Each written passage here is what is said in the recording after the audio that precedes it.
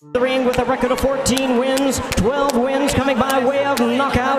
Tonight making his first attempt at a world title. Ladies and gentlemen, here's the colorful and dangerous WBA Rolando Romero. His record stands at 61 wins, 7 losses, 2 draws, with 39 wins coming by way of knockout. Here is the icon of the sport and future Hall of Famer. Ladies and gentlemen, please welcome boxing's legendary and only 8-division champion of the world, introducing the one and only Manny Pacman Pacquiao! Halimaw ang sunod at pwedeng makalaban ng ating pambansang kamao Manny Pacquiao. At ito na nga ay ang WBA Welterweight World Champion na si Rolando "Rolly" Romero. So mainit-init na nga ngayon ang usapin sa kung sino nga ba ang pwedeng sunod na makalaban ng ating pambansang kamao Manny Pacquiao. Nang makita kasi ng mga boxing fans na may talim pa rin ang mga suntok nitong si Pacquiao, ay doon na po nagsimulang nabuo muli itong kanilang mga paniniwala sa kakayahan ng ating kababayan na kaya pa rin talaga nitong sumabay sa mga batang kampiyon ngayon dito sa 147 pounds welterweight division, dahil sa nagawa po kasi nitong mapahirapan ang mas batang kampiyon na si Mario Barrios. Hindi na po kasi dapat patagalin pa ang paghahanap sa pwedeng makalaban nitong si Pacquiao, dahil sa alam naman po kasi natin na hindi na po bumabata ang katawan ng ating kababayan. Kaya naman habang di pa humuhupa ang kondisyon ng kanyang katawan dahil nga sa kanyang nakaraang laban, ay maaring ilang pagsasanay na po lamang ang gagawin ni Pacquiao para sa gayon ay hindi na ma-overtrain na pangunahing sinisilip na dahilan kaya po dinadanas nitong si Pacquiao ang mga pulikat sa kasagsagan ng kanyang laban. Ngayon, ang pwedeng makalaban ni Pacquiao ay ang batang kampiyon na si Rolando "Rolly" Romero na mayroong kasalukuyang kartada na 17 panalo, may 2 talo at mayroong 13 na knockout sa kanyang 13 na ipanalong mga laban. Di din basta-basta na boksingero at kampiyon lamang itong si Romero. Bagamat natalo siya ng tinaguriang tangke ng Baltimore na si Gervonta Tank Davis, ay malaki po kasi ang pinagbago ng kanyang kakayahan dahil sa pagkatalo sa laban, na sumapat nga para sa gayon ay talunin ang isang Ryan Garcia. Mayroong pagkakahawig ang estilo ni Romero sa estilo ni Barrios na isa pong agresibong boksingero na bumabato ng mga teknikal na kombinasyon. Bagay na naging dahilan kung bakit nagawa ni Rolly Romero lumamang sa pangunahing round ng laban. Pero styles make fight din po kasi ang nakikita ko rito, katulad ng nangyari kay Mario Barrios, na hindi may lalabas itong si Romero ang kanyang pagiging dominanteng boksingero kung ang nasa kanyang harapan ay ang isang Manny Pacquiao.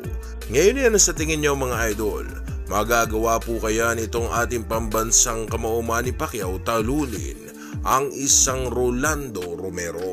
I-comment nyo na po yung magiging komento mga idol para sa gayon ay atin yung mapag-usapan dito sa ating comment section. Ngayon mga idol, para magkaroon po tayo ng init at masariwa ang muling pagbabalik nitong si Pacquiao, ay kaya naman po iahain ko sa inyo itong isa sa mga mabibigat na laban ni Pacquiao na kung saan ang kanyang dinipensahan sa unang pagkakataon ang kanyang titulo sa bansang Amerika. At ito na nga po ay noong kanya pong makalaban ang Colombian boxer na si Jorge Julio.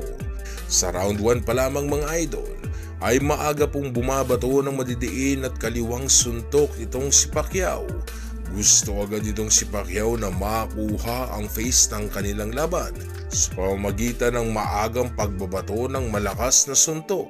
Lumalagitik po sa katawan nitong si Jorge ang lakas ng bawat patama ng mga suntok nitong si Pacquiao na naging dahilan mga idol kung bakit napunta kay Pacquiao ang round 1 ng laban. Well, I can't imagine anyone fouling me when I were fighting. They're just trying to get Pacquiao ready to be more protected this time, perhaps. Freddie says he would like for Pacquiao to learn the fouls yesterday. I wouldn't be surprised if Julio tries to do the same doggone thing. Early, and I think Pacquiao has already gotten some of Julio's left-hand counter. That many times me not like get one back, so this must be a real good kid. Big left hand by Pacquiao. Maybe biting off something more than you can chew, but Julio has a lot of knowledge and a lot of craft. When you come up to 122 from 118 and you get Manny Pacquiao in your third, Julio has got a concerned look on his face. Sometimes the first couple of punches might rock you, but then you taste the power and sort of get used to it, right, Bobby? Well, you know, there are times I countered by a nice left-hand counter by Julio. Oh, big left hand by Pacquiao. You can see what a big hitter Pacquiao wants to be. Throws every punch with aggression. So much more. Pacquiao with a body shot after missing with the wild. But if you get caught one of those and you're not looking, I'll tell you what, your legs come right out from under you. When they catch you looking, boy. Whoa, keep up. And there's a low blow. So already an elbow and a low. Pacquiao. Put your heads. Put your heads. Aggressive intentions. Julio, a little bit more of a change-up artist, and holding his own now. Punch that hard as Pacquiao is. Takes a lot of energy to start those punches. Oh, that's a huge left-hand shot. And the right-hand shot. No knockdown. Don't fall down, Manny. As I was saying, You play the case.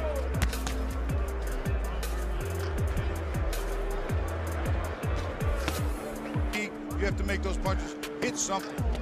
Body shot by Pacquiao. Julio seems a little bit flustered by Manny's power. And the first round comes to a close. Stomach, it hurts him. Come on, keep punching. Sa ikalawa ng round mga idol ay dito po magugulat ang lahat dahil sa pinabagsak nitong si Pacquiao, ang boksingerong hindi pa po nararanasang bumagsak sa laban at matalo sa pamamagitan ng knockout. Okay, Manny. Now here, I want you to use the jab a little bit more. Okay? All right. That you gotta be smart. You know, make sure be first. Okay? Hit him on the bottom. Another straight left hand by Pacquiao. Thus the call of no knockdown when Julio went to the canvas. Now round two begins. And you heard Julio's corner saying, hit him in the belly. And down goes Julio. It was a perfect execution of what he was told in the corner. Double jab and throw the left hand. He did it. Look what we see. The kid listens. Hey, come to me. Bueno. No three knockdown rule in effect. I think Julio's gonna have trouble finishing this round. I really followed him with the left hand. Did it twice in a row. The second one, dropped Julio. This is some prospect, Bobby. To me, he's every bit as exciting as Prince Nassim Hamed. He really is. He can punch. He can take a punch. He's aggressive. And he loves to fight. Okay? Box. Freddie Roach told him to go in behind the double jab and Trying to fight his way back. A little grabbing and holding might be the thing to do. Pacquiao's just getting ready to swing away again. And Bill Clancy's seen enough. Devastating second round TKO for Manny Pacquiao. What a comeback from the misfortune. Itinigil na ng referee ang laban dahil sa makikita na luray-luray na itong si Jorge Julio. Sa laban na ito ay hindi po pinagpawisan si Pacquiao pero nadurog ng husto ang kanyang kalaban. What a comeback from the misfortune of San Francisco. Ladies and gentlemen, referee Bill Clancy has to step in and call a halt to this bout. The official time, 1 minute, 9 seconds of round number 2. The winner by TKO victory and still the IBF Junior Featherweight Champion of the World, Manny the Destroyer Pacquiao. At bago po natin masaksihan ang comeback fight nitong si Pacquiao, ay may ihahain muna po ako na laban sa inyo. At ito na nga, ay ang laban nitong si Manny Pacquiao sa WBO Welterweight World Champion na si Jesse Vargas. Sa unang round mga idol ay medyo po nagiging maingat ang ating kababayan na si Pacquiao dahil sa aminado itong si Pacquiao na malakas din itong kanyang kalaban. Kaya naman binabasa at kinakapapa ng ating kababayan ang lakas at diskarte ng kanyang kalaban sa pagbato ng suntok.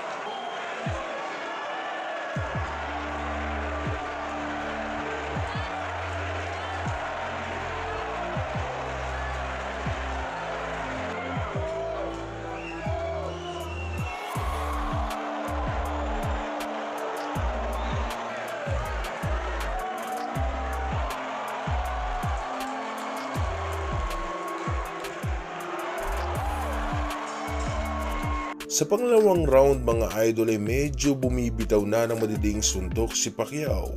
Gusto ni Manny Pacquiao na makuha ang round 2. Kaya lamang kasi ay desidido ang kampiyon na si Jesse Vargas na makuha ang face ng laban.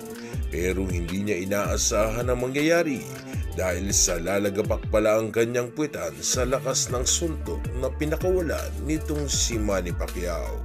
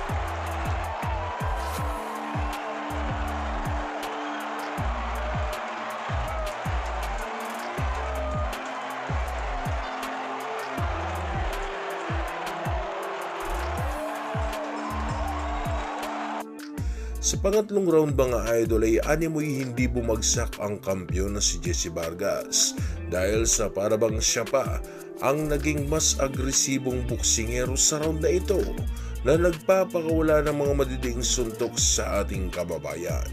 Di naman inaayaan ni Pacquiao na mangyari ito.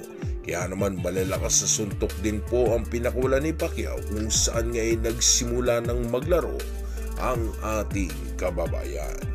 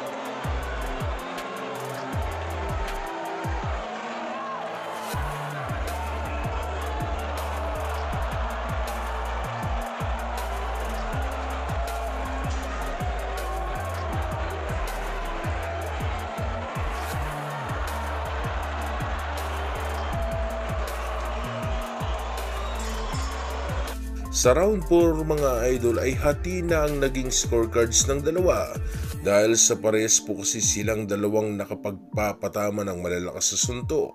Pero ang round na ito ay binigay po kay Jessie Vargas mga idol dahil sa may isang kanang malakas sa suntok na naipatama itong si Jessie Vargas sa mukha ng ating kababayan.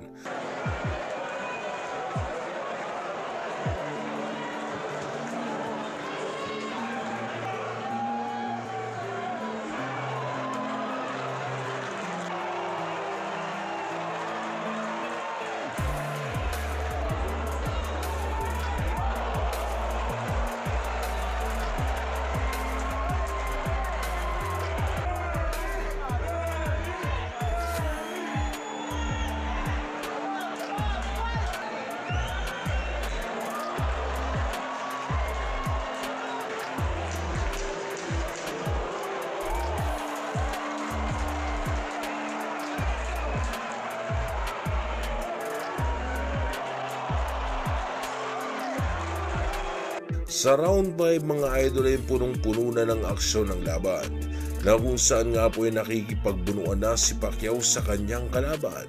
Hindi naman basta-basta nagpapadaig itong si Jessie Vargas dahil sa agad-agad po kasi itong bumabato ng maraming suntok sa tuwing pumapasok na sa kanyang depensa ang ating kababayan.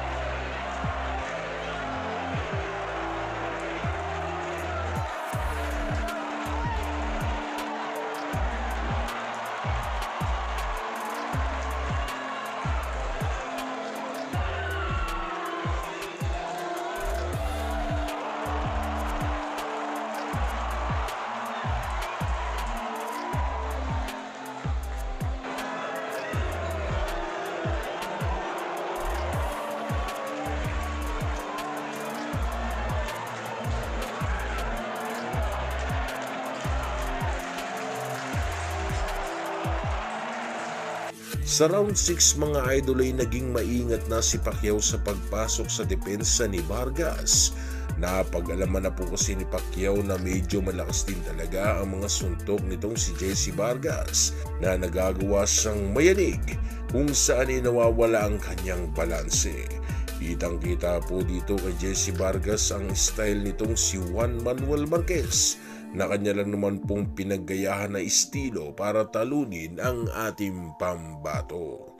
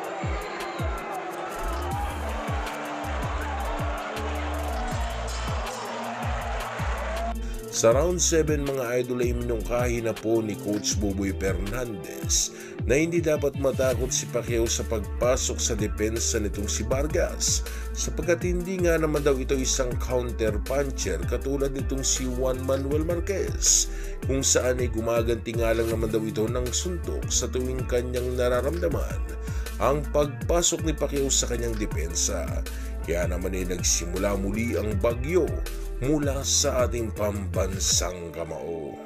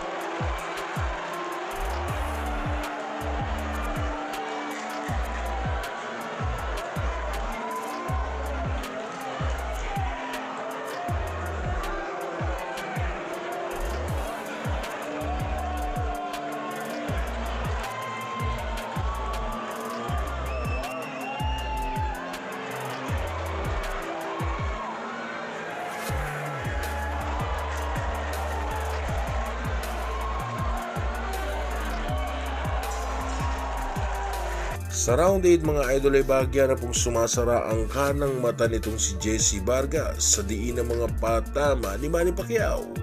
Hindi na mabasa-basa ni Vargas ang lokasyon ng mga pinanggagalingan ng mga suntok nitong ating kababayan. Kaya naman ay bara-bara na ang Jessie Vargas sa round na ito na sumusuntok na lamang sa hangin. Ito'y dahil sa pabago-bago ang estilo na ginagawa ni Manny Pacquiao.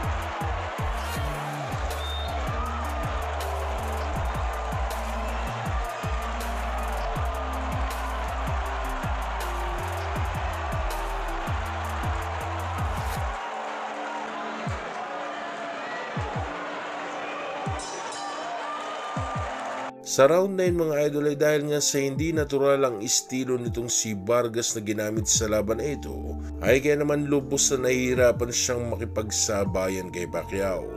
Inakala ni Vargas na sasapat ang estilo nitong si Dinamita Marquez para pahirapan itong si Pacquiao.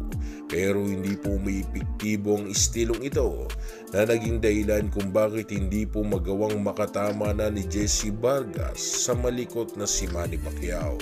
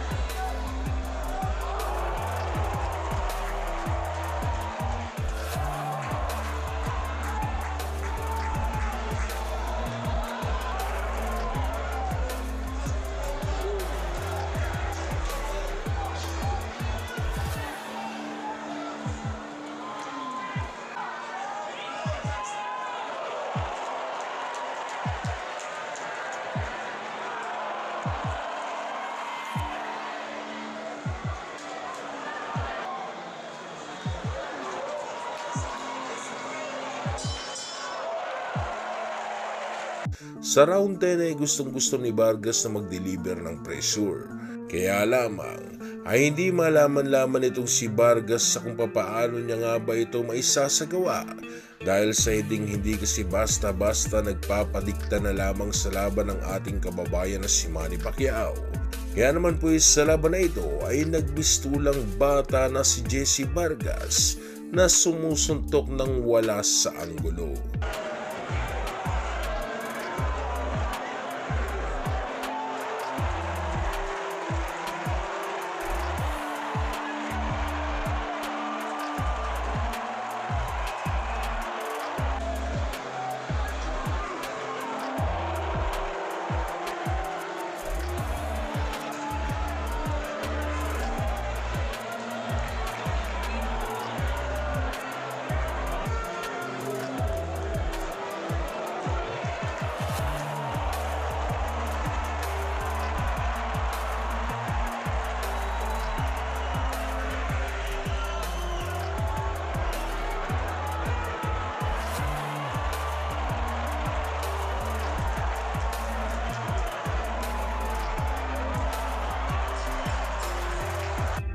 Sa round 11 mga idol ay hindi na alam ni Jesse Vargas sa kung paano niya nga ba pupuruhan itong si Pacquiao. Makikita po sa naging laban na ito mga idol ang agwat ng kanilang mga kakayahan na kung saan ay mas napupuruhan ni Pacquiao ang mas batang kampyon na si Jesse Vargas.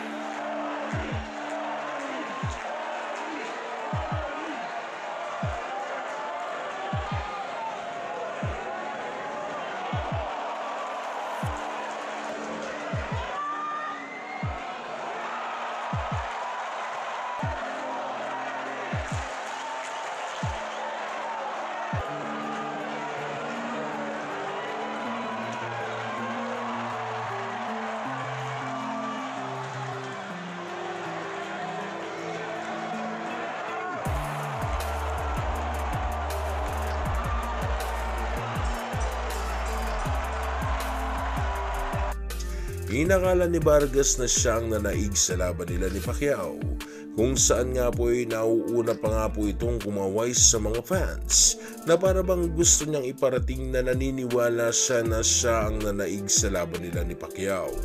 Pero katulad nga ng inaasahan mga idol, ay dahil nga sa mas maraming naipatamang malalakas sa suntok itong si Pacquiao, ay kaya naman siya ang nanaig sa laban at nag-uwi ng WBO Welterweight World Title Belt.